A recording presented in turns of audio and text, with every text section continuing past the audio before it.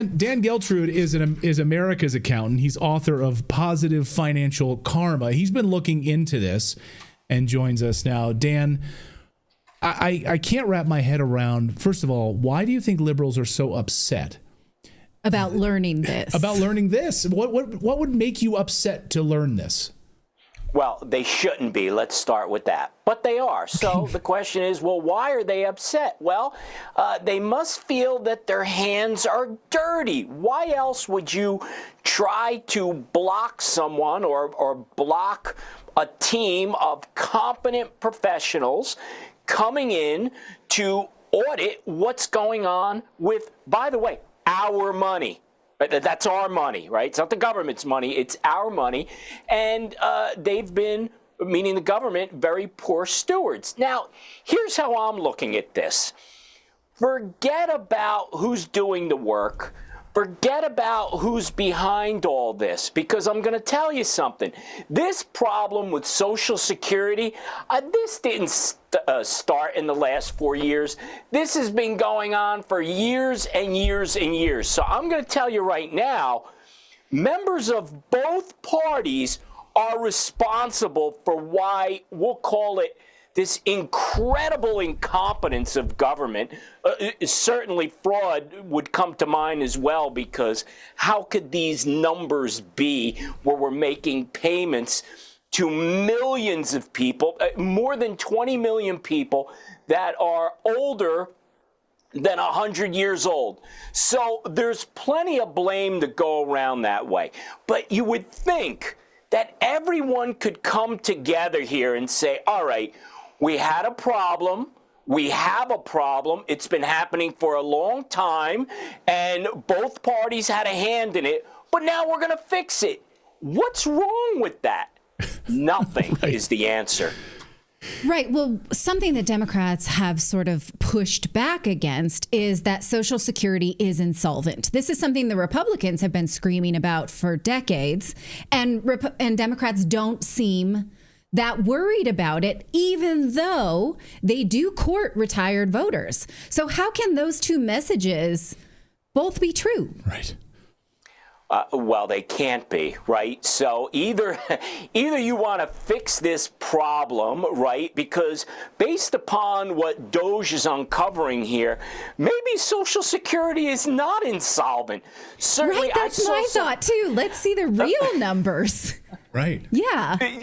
The numbers I've seen thrown around here in terms of bogus Social Security payments being made are in the vicinity of $500 billion. Well, if you cut that out, it seems to me that you could start to make up a lot of ground related to Social Security, right, and keeping that solvent. And beyond that, Social Security is just one piece of the incompetence, and I'm going to keep using the word incompetence, and that's actually a compliment compared to they're all stealing from the government. So this incompetence, which to me is throughout the federal government.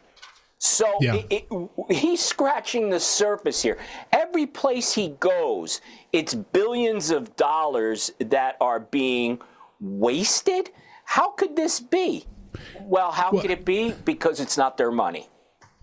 Well, as an accountant, this seems like very basic spreadsheet math, because very quickly Elon Musk said they weren't even deduplicating, as you and I talked about before. They weren't even deduplicating Social Security numbers. So you have multiple versions of the same Social Security number, and many of them going to the same address. So all of this fraud would have been easily remedied if they had at least a somewhat non-incompetent accountant running the show. But it seems like it was intentional from both parties, to your point, both Democrats and Republicans. And finally, Republicans under President Trump said, we've had enough. We're done with this now, and we're putting our foot down on this incompetence. Well, this to me goes back to you have, I guess, close to half of the country that says anything that Donald Trump does is bad. Any idea he has is bad, and they're never going to see it any differently because of the person.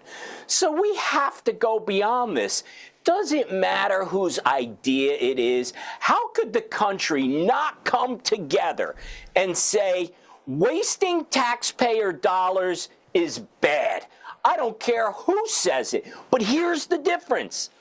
Donald Trump is actually doing something about it. You could go back to all the presidents in our lifetime have talked about they're going to clean things up and all the money that's wasted, and it goes on and on. Now, finally, somebody is doing something about it, and people are yelling and screaming that this is a terrible thing. If Joe Biden was doing this, it would be a good idea in spite of Joe Biden. There's no difference. An idea is an idea. Well, Calvin Coolidge was a small government conservative. He actually tried to shrink the government, but didn't get very far because then Roosevelt got in and bloated it up. So you made the point that everybody should want to see waste eliminated, but that's not the media message right now. Over the weekend, 60 Minutes, in their defense of U.S. aid, said it's just a little bit of the budget. It's just a little bit wasteful. They're only doing a little bit of this, that the American people don't. So what do you make of that argument, that anything that's cut was just a little bit wasteful? I mean, those things obviously accumulate. We see the Doge clock in how much they're saving.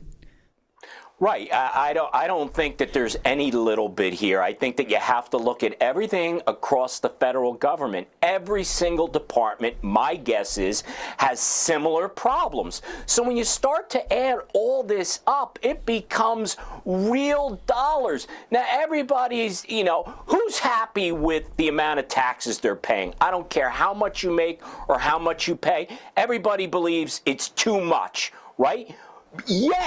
Yet we have $36 trillion and counting of debt. So think about that. With all the taxes we pay, we're still way outspending what we could collect. There's only one way to go here to fix this financial mess. That's to cut spending. And the place to start is to figure out where the waste is. Once you do that, that's recovery.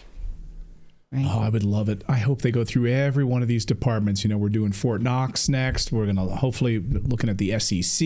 I mean, it's just taking a rake to this stuff right now. Dan, great to see you. Dan is the author of the great book. You need to check it out, which is called Positive Financial Karma. Dan, great to see you as always. Thanks for joining us. I appreciate it.